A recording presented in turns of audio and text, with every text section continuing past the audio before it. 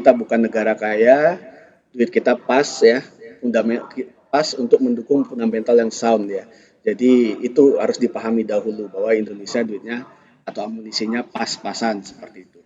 Terus yang kedua adalah nature dari krisis ini masih highly uncertain. Jadi bagaimana kapan akan berakhir ini masih penuh tanda tanya walaupun ada berita-berita bagus yakni sudah mencapai tahap 3 klinikal ya untuk vaksinnya, tapi tingkat efektivitas dan kemudian nanti distribusi, akseptasi, endorsement dari WHO itu semuanya masih tanda tanya. Jadi kita masih berada dalam lorong gelap yang kita belum tahu ujungnya seperti apa.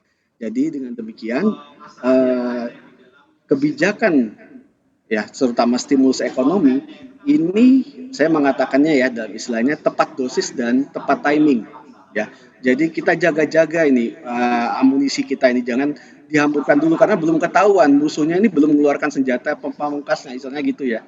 Jadi kita belum tahu dengan situasi yang seperti ini dijaga. Jadi ini kalau saya mengistilahkannya ujian terhadap endurance ya. Bagaimana daya tahan ekonomi kita akan diuji di sini ya. Jadi saat ini kalau saya melihat apa yang sudah dikeluarkan itu kan hampir 700 triliun ya.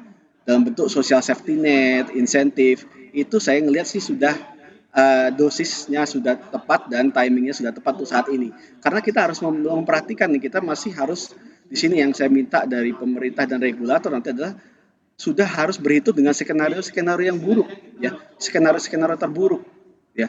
Kita masih belum kita masih belum tahu nih durasi kalau misal kita bicara setahun dari sekarang baru pulih itu saya nggak yakin perusahaan banyak yang survive.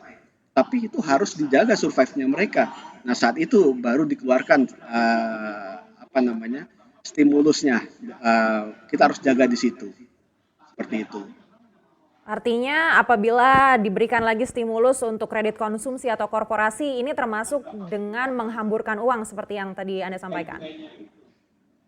Saya lebih mengatakan kita menjaga daya beli. Jadi kita jaga daya beli, kesejahteraan, standar hidup masyarakat, ya, terutama mereka yang terkena dampak PHK, layoff ya seperti itu dijaga dalam kondisi yang masih acceptable ya.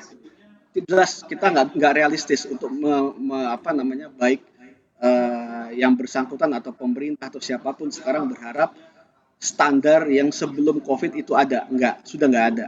Ya, jadi kita harus realistis.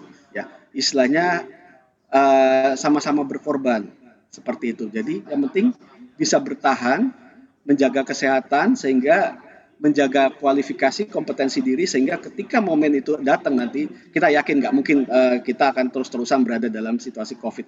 Ya, nanti akan ada titik terang. Cuma kita masih tanya-tanya apakah setengah tahun atau setahun lagi. Nah, ketika timing itu datang langsung digenjot seperti itu maksud saya.